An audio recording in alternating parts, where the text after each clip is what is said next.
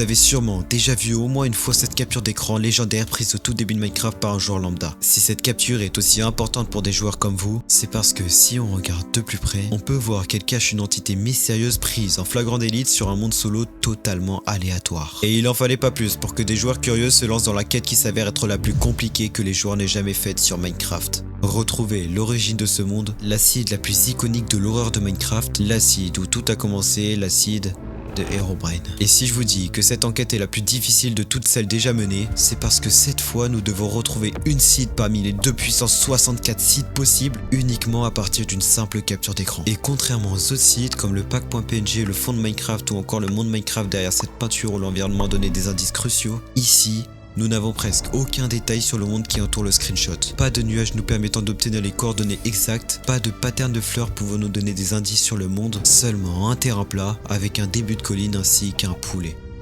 Mais alors comment? Comment avec si peu d'informations avons-nous pu réussir à retrouver ce monde iconique?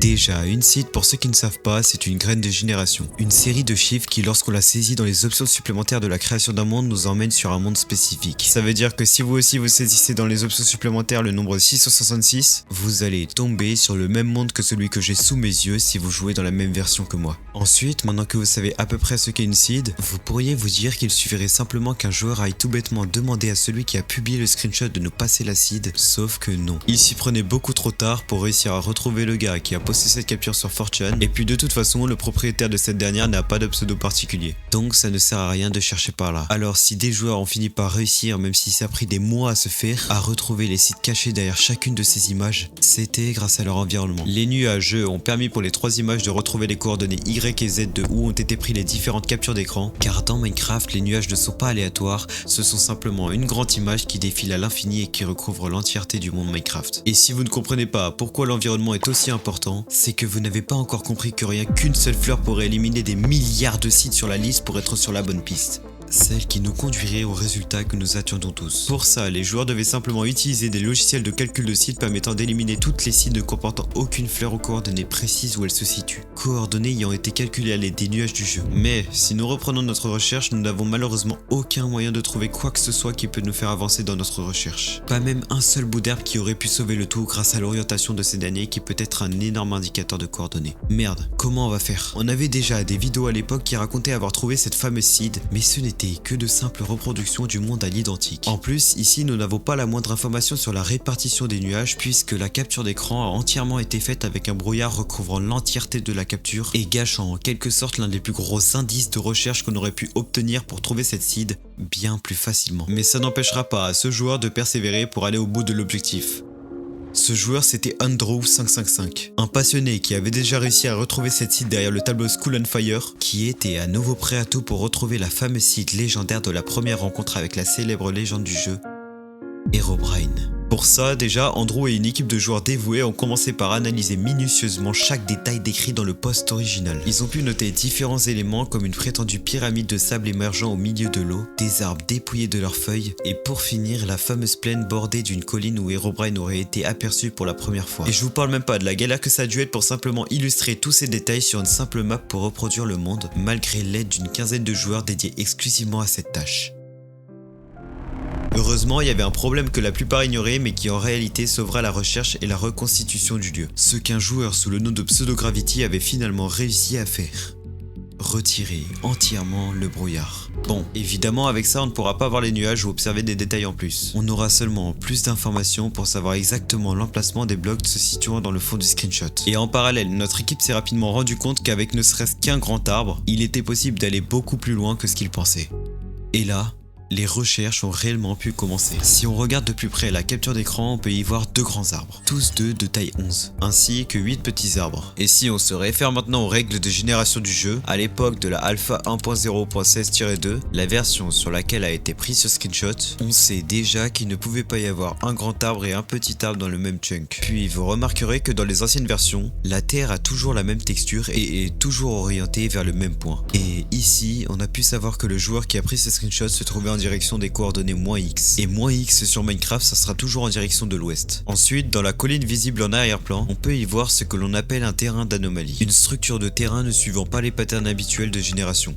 Ici, c'est cette couche de terre qui semble monter de manière abrupte et qui indiquerait une anomalie de chunk. Grâce à cette anomalie, je ne sais pas exactement comment, mais ils ont réussi à supposer l'emplacement de tous les chunks que l'on voit sur le screenshot. Un chunk, si vous ne savez pas, c'est un volume de blocs de 16 par 16 qui permet entre autres d'optimiser le jeu mais aussi de se référer au jeu. En fait, en réalité, écoutez bien parce que c'est vraiment dur à comprendre, dans cette version, les terrains d'anomalie se forment toujours dans leur coin supérieur gauche de leur chunk, à une coordonnée de bloc qui sera toujours elle, un multiple de 4. Ça veut donc dire que ce terrain peut nous indiquer où est-ce qu'il y aurait des potentiels chunks. Parce que ça se formera toujours aux coordonnées 0, 4, 8 ou 12 du chunk dans lequel se trouve cette anomalie. Et non seulement on a une supposition des chunks, mais on a aussi ici une supposition des coordonnées. À côté de ça, un indice totalement inutile, c'est ce poulet. Enfin, dernier indice qui depuis le début est très flagrant. Le joueur n'a pas grand chose dans son inventaire, ce qui nous laisse à penser qu'il démarrait son monde pas très longtemps avant de prendre le screenshot. Cela signifie donc que le lieu où le screenshot a été fait se retrouve dans un rayon de 512 blocs. Car dans cette version, le rayon de spawn était très petit. Mais bon, vous vous en doutez, avec ces informations, on va certes avancer sur notre recherche, mais on ne va pas aller bien loin. Alors si Andrew et son équipe ne veulent pas tomber dans le découragement,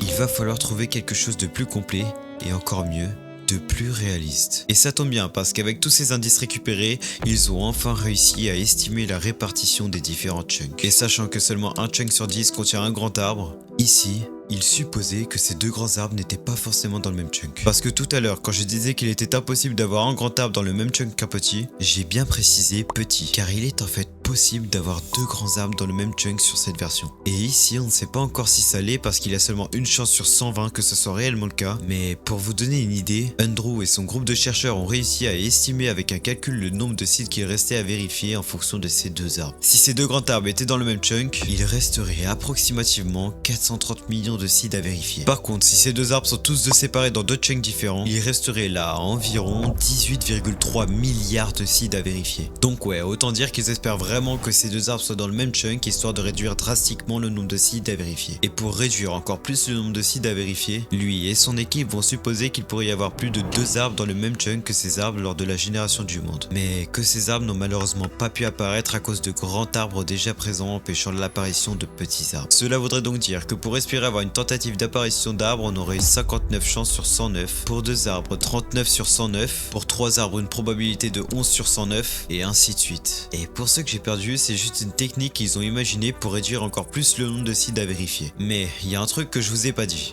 Un grand arbre de Minecraft, c'est pas toujours le même. Je dirais même que ça l'est rarement. Parce que si vous regardez bien, jamais aucun arbre n'est exactement à la feuille près le même.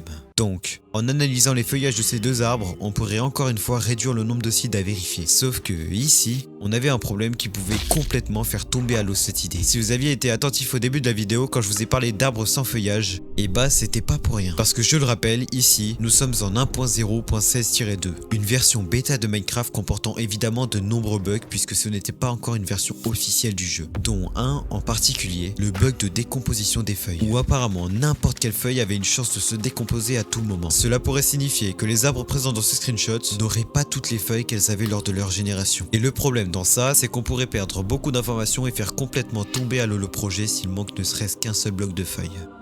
Mais après avoir demandé à toute son équipe de vérifier avec Andrew si ce bug s'était bien produit ici, ils en ont conclu qu'ils n'avaient pas vraiment le choix et qu'ils n'avaient plus qu'à prier que les arbres n'avaient pas perdu leurs feuilles. Et au final, tant mieux qu'ils persévèrent, parce que maintenant qu'on a réuni suffisamment d'informations et assez réduit le nombre de seeds à vérifier, on peut enfin aborder la dernière étape, celle de vérifier chaque seed une par une, bien qu'il reste encore tout un tas de seeds à vérifier par nous-mêmes pour voir s'il s'agit bel et bien de celle qui nous conduit à ce lieu mythique.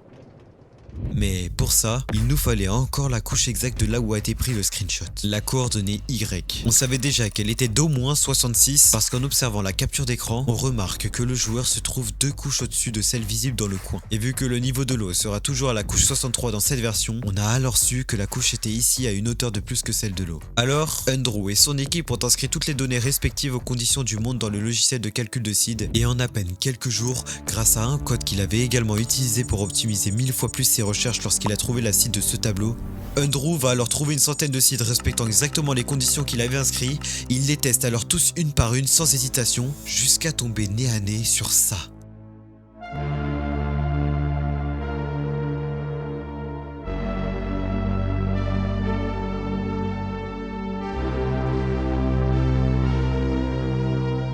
Mesdames et messieurs, voici devant vous l'acide qui a mis le plus de temps à être retrouvé. L'acide original de Herobrine, identique, avec les mêmes arbres, la même colline, le même terrain d'anomalie, mais sans Herobrine ni de jolis boulets. Aucun doute, il avait bel et bien réussi à retrouver avec toute son équipe l'acide que tout le monde pensait comme impossible à retrouver. Et bon, je pense que vous en doutiez, Herobrine n'existe évidemment pas. On a beau chercher autour de la zone où se situe Herobrine sur le screenshot, il n'apparaît pas. Et c'est sûr que malgré la fierté derrière Andrew et son équipe d'avoir passé des mois à chercher cette seed et qu'on tombe sur un simple monde Minecraft qui a l'air normal, le résultat est assez décevant.